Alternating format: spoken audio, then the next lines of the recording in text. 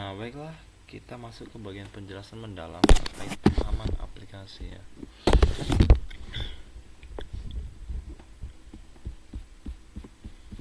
Oke, kita mulai dari baris yang paling atas, yaitu kita import dulu nih library yang kita butuhkan. Di sini saya membutuhkan time, random, kemudian SJS ya. Nah, dapat kita lihat di sini kita akan membandingkan nih kedua algoritma seperti yang teman saya sudah jelaskan di awal tadi ya, yaitu antara algoritma selection sort dan juga bubble sort. Nah, bisa kita lihat di sini ada dua fungsi, yaitu selection sort dan juga bubble sort. Ini adalah algoritma dari selection sort dan ini kemudian algoritma dari bubble sort. Oke, kemudian kita lanjut ke bagian fungsi-fungsi yang selanjutnya. Nah, di sini ada fungsi generate data. Nah, jadi untuk apa generate data ini? Generate data ini digunakan untuk menggenerate nih data-data yang tidak perlu kita inputkan gitu. Jadi dengan fungsi ini dan juga berbagai sintaks di dalamnya, kita dapat menggenerate data sesuai yang kita inginkan. Nah, di sini saya menginisialisasikannya sebagai data random. Kemudian yang nantinya dia akan memberikan kita data-data secara acak ya, dari 1 sampai 10 gitu. Bisa saja 1, 5, 6, 7 berapa atau berapapun itu, atau 1 atau 3, 5, 6, 7 gitu. Pokoknya 1 sampai 10 dia akan menghasilkan data acak. Nah, kalau yang sorted, nah dia akan menampilkan data yang berurut gitu. Kalau yang random tadi data acak, yang sorted ini data berurut. Misalnya 1 sampai 5, maka dia akan berurut dari 1, 2, 3, 4, 5 gitu. Nah, lanjut ke bagian reverse. Nah, kalau reverse ini kebalikan dari data terurut. Jadi, jika data terurutnya 1, 2, 3, 4, 5, maka reverse-nya berarti 5, 4, 3, 2, 1 seperti itu. Sesuai dengan inisial pendefinisian dari namanya, yaitu reverse ya. Kemudian ini pada bagian run eksperimen ya, menjalankan algoritma dan mengukur waktu eksekusinya gitu ya. Jadi ya, data ini akan diuji kemudian akan ditampilkan. Jadi yang mana sih seberapa cepat gitu ya. Jadi kita dapat mengukur waktu dari hasil eksekusi berdasarkan data-data yang sudah kita generate yang ada di fungsi generate data tadi. Akan dijalankan di sini ya, data-data dari generate data ini. Kemudian ini ada script utama yang menjalankan seluruh pengujian. Maksudnya ini adalah fungsi main utama untuk mencetak ya, hasil eksperimen. Nah, ini size-nya apa nih? Nah, inilah banyaknya data yang akan diberikan gitu ya. Jadi 100, ada 1000, ada 5000, bahkan 10.000 gitu. Oke. Ada 10.000 sampean. Nah, case-nya ini ada random yang tadi akan sort dan juga reverse. Nah, kemudian algoritmanya ada selection sort dan juga bubble sort. Dia menggunakan fungsi selection sort dan juga fungsi dari bubble sort optimize yang ada di atas tadi ya. Dan ini seperti biasanya mencetak headernya, header table gitu. Dan dia ya apa namanya, tampilannya itu ada ukuran data, algoritma, kasus rata-rata, kemudian kasus terbaik, kasus terburuk ya. Dari sini dia tadi dicetak headernya gitu. Dan loop melalui step ukuran data ya. Nah, ini loop melalui step algoritma, data. Nah, ini untuk menggenerate atau menghasilkan datanya. Kemudian menjalankan eksperimen dari run eksperimen yang ada di sini tadi ya. Jadi kita bisa mengetahui seberapa cepat ya waktu eksekusi dari setiap algoritma yang kita buat di sini gitu. Yang pada kasus ini kita membandingkan antara algoritma bubble sort dan juga algoritma apa tadi, bubble sort dan juga selection sort ya. Nah, kemudian ya akan cetak nih cetak hasilnya. Setelah kita run, maka dia akan menghasilkan seperti ini nih. Ini ya, Ini nggak tahu entah kenapa, entah karena apa gimana. Saya nampilin di VS Code ya. Tapi kalau coba di Google Code juga bisa. Nah, jika kita lihat apa sih maksud dari output ini, ya. Nah, jika kita lihat ukuran data ya, kita gunakan 100 nih size-nya. Nah, pada algoritma selection sort dan di kasus rata-ratanya dia dapat tereksekusi selama 0,042 detik gitu ya. Dan bubble sort ya 0,0084 detik. Nah, dapat dilihat di sini ya bahwa selection sort ini lebih cepat gitu daripada bubble sort ya. Nah, jika kita lihat juga di kasus terbaiknya ya, ternyata selection sort ini lebih lambat nih. Lihat nih 35 detik lah. Kok bisa bubble sort nih 1 detik gitu, lebih cepat daripada selection sort. Jika ini ada di kasus terbaik yang mana datanya itu diisi dengan data yang terurut ya tadi ya. Dan di kasus terburuk ya, kasus terburuk nih yang reverse tadi nih. Nah, kita lihat selection sortnya itu 40 detik dan bubble sortnya tuh 100 detik ya. Nah, dapat kita lihat bahwa bubble sort ini ya 2 kali lebih lambat nih daripada selection sort ya pada data yang acak gitu. Nah, tapi jika pada data terurut, bubble sort dia unggul ya, bahkan bisa beberapa kali lipat lebih cepat daripada selection sortnya. Oke. Nah, jadi kesimpulannya ini bubble sort ini efisien ya jika digunakan untuk data yang terurut, karena dia dan nih 0,001 detik saja ya. Kita bisa lihat. Nah, kita lanjut ya ke bagian yang datanya 1000 nih. Gimana? Nah, kalau selection sort pada kasus rata-ratanya atau data yang acak, oke. Selection sort itu kita lihat dia lebih cepat ya daripada bubble sort. Pada kasus terbaiknya, lagi-lagi bubble sort ini lebih cepat ya, daripada selection sort ya. Lihat 0,0011 detik saja ya daripada dibandingkan selection sort, dia lebih cepat.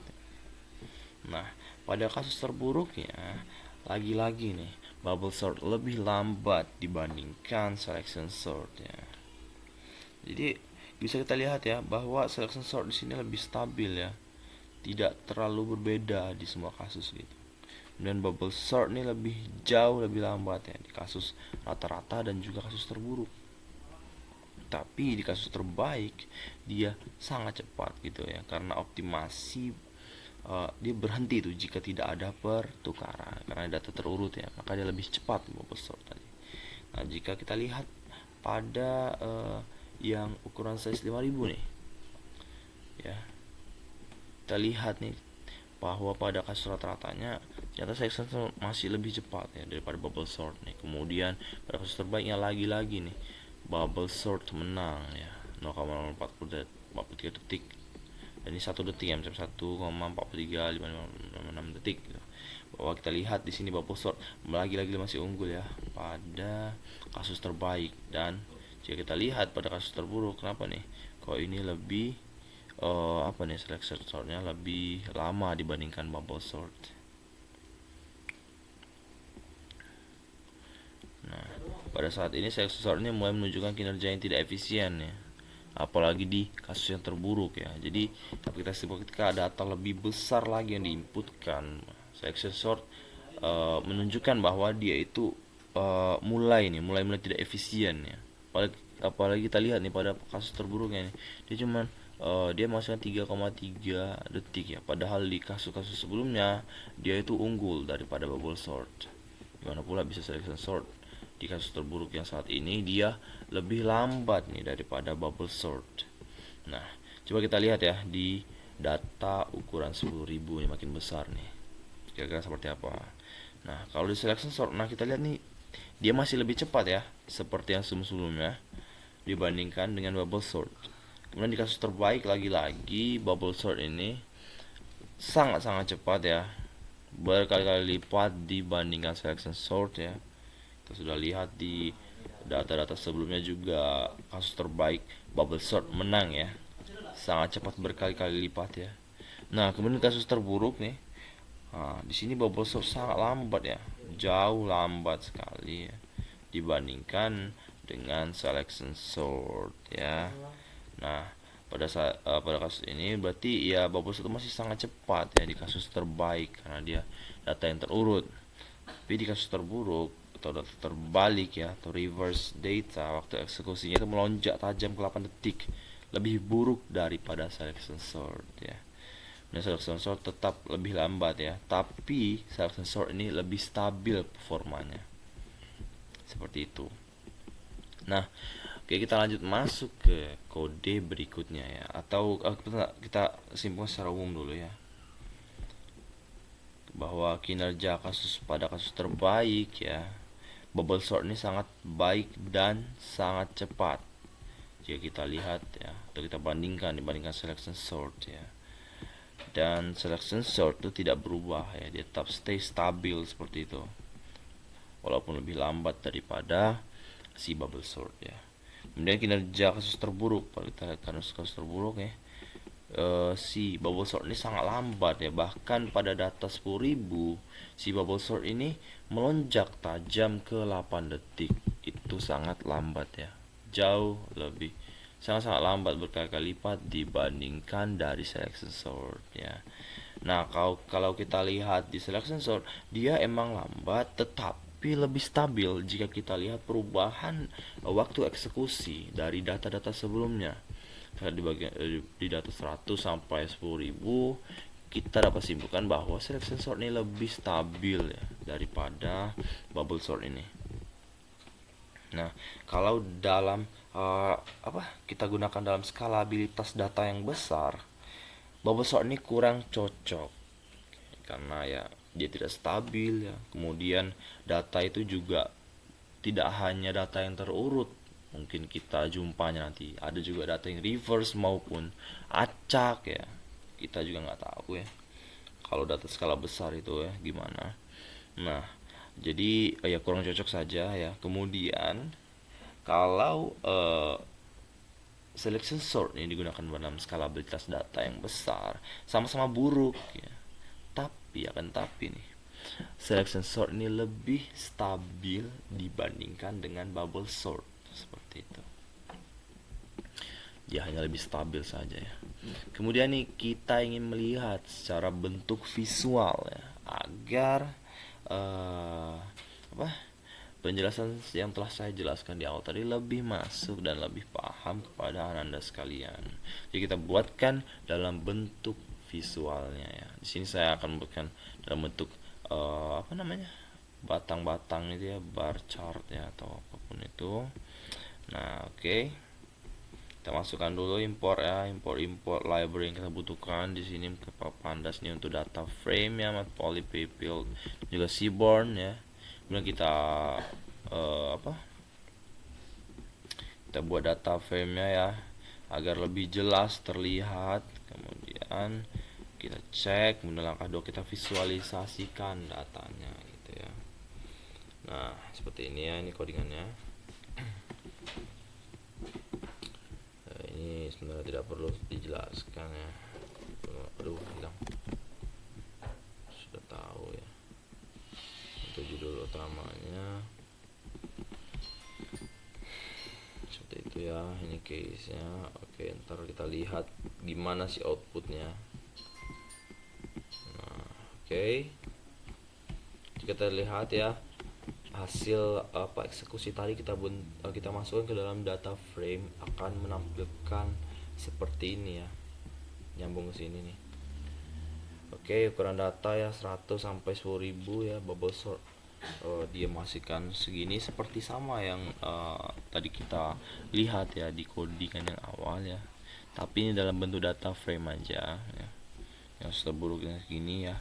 Nah kita lihat penjelasan yang tadi itu dalam bentuk yang lebih mudah dipahami ya. Oh di sini tidak ada bar chart ternyata ya. Oke.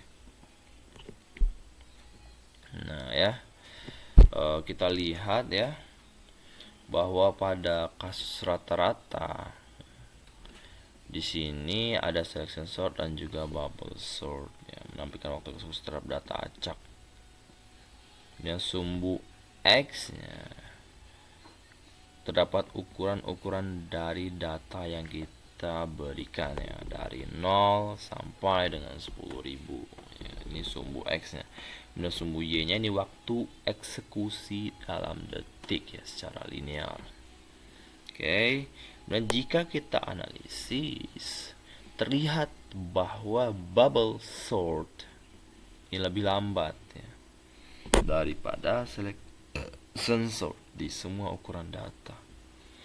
Nah, keduanya ini menunjukkan pertumbuhan waktu yang tidak linear ya, saat ukuran bertambah seperti itu. Kemudian di sini kita lihat bahwa selection sort itu lebih stabil ya, dibandingkan dengan bubble sort ya, dan sedikit lebih cepat di rata-rata kasusnya. Yang kita lihat di kasus terbaik ya, atau data yang terurut. Nah, kita sudah tahu ya dari penjelasannya awal tadi bahwa bubble sort ini sangat cepat sekali. Kita lihat bubble sort ya, sangat cepat sekali dia, ya kan? Bahkan mencapai waktu 0,00001 detik untuk ukuran yang kecil lah, kita bisa lihat ya. Kemudian ini terjadi karena bubble sort itu berhenti lebih awal ya, ketika tidak ada pertukaran ya, karena dia data yang sudah terurut ya, tidak perlu ada pertukaran. Kemudian selection sort tidak diuntungkan karena tetap harus melakukan perbandingan ya, dan memilih dia minimum di setiap iterasi. Dan ini menunjukkan bahwa bubble sort itu lebih mutlak unggul ya, dalam kondisi data yang sudah terurut karena tidak ada pertukaran tadi. Jadi dia sangat unggul.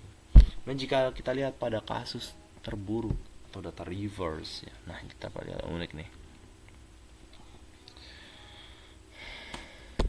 Sumbu Y ya dalam skala linear ini karena variasinya besar tapi tidak ekstrim ya, logaritmik. Kemudian jika kita analisis, bubble sort ini jauh lebih lambat dibandingkan selection sort. Bisa lihat ya, nah ini naik tinggi ini, melonjak dia. Untuk ukuran data yang 10.000 ya, kita bisa lihat bahwa bubble sort itu membutuhkan waktu hingga 8 detik lebih ya, sedangkan selection sort justru hanya sekitar berapa ini, 2,4 ya, 2,4 detik lah. Nah, hal ini bisa terjadi karena bubble sort itu melakukan banyak pertukaran ya. Seperti yang kita pahami di awal tadi, bahwa bubble sort ya, dia akan cepat jika data itu tidak pertukaran. Nah, jika ada data pada dia melakukan pertukaran, maka bubble sortnya sangat lambat. Bahkan dia melonjak nih sampai 8 detik ya. Sedangkan selection sort hanya mencari nilai minimum satu kali per iterasi.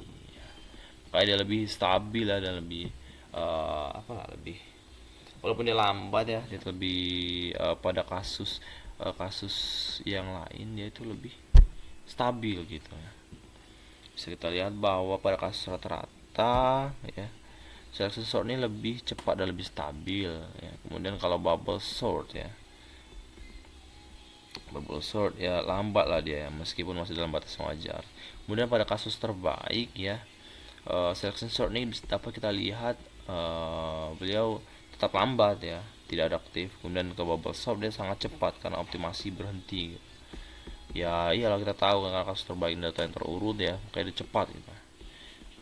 Kemudian di kasus terburuknya selection sort ini cukup stabil ya, meskipun memang dari tadi lambat dia, tapi ya jika kita lihat bubble sort, dia ini sangat lambat dan tidak efisien. Dalam bentuk skalabilitas sama-sama buruk ya untuk data yang besar jika selection sort ya. Kemudian bubble sort lebih buruk ya dalam kasus terburuk nih, sampai 8 detik bahkan ya, seperti itu. Oke, mungkin cukup ya untuk penjelasan dari codingan kita pada kali ini. Kita lihat ya ke bagian kesimpulannya. Bentar. Penelitian ini berhasil melakukan analisis komparatif terhadap algoritma section sort dan bubble sort sebagai representasi dari strategi brute force ya, berdasarkan implementasi dan pengujian empiris. Dapatkan beberapa poin penting yang memperjelas perbedaan karakteristik serta kinerja praktis dari kedua algoritma tersebut ya. Validasi kompleksitas ON tahap 2. Hasil eksperimen secara konsisten buktikan bahwa kedua algoritma memiliki kompleksitas waktu pada kasus rata-rata terburuk ya. Peningkatan ukuran data menyebabkan lonjakan waktu eksekusi yang signifikan. Hal ini menunjukkan bahwa baik selection sort maupun bubble sort ini gak ada yang cocok untuk pengolahan data berskala besar karena skalabilitasnya itu rendah. Dan jika kita lihat secara perbedaan kinerja praktis, meskipun secara teoritis sama-sama kompleks, ya, di lapangan ini menunjukkan beberapa perbedaan ya. Selection sort ini lebih efisien dan lebih stabil ya pada data acak dan juga data yang terbalik atau reverse data. Tapi jika pada bubble sort dia lambat ya, atau buruk banget nih jika digunakan untuk data acak maupun data yang reverse ya. Tapi ini jika beliau sudah mengurus data yang terurut, nah bubble sort ini sangat cepat ya. Kemudian ya, ini ada beberapa keunggulan sifat dari bubble sort ya, dan implikasi dalam dunia nyata juga. Yang keunggulannya, bubble sort itu telah dioptimalkan memiliki keunggulan adaptif, terutama pada kasus terbaik ketika data sudah dalam keadaan terurut. Seperti yang saya jelaskan pada codingan tadi ya, dia menang di saat data itu tidak perlu ditukar lagi atau tidak ada pertukaran data, jadi kencang sih bubble sort. Tapi jika datanya itu ditukar-tukar dulu ya, seperti data acak tadi harus diurutin dulu gini, nah itu lambat sih bubble sort tadi. Oke.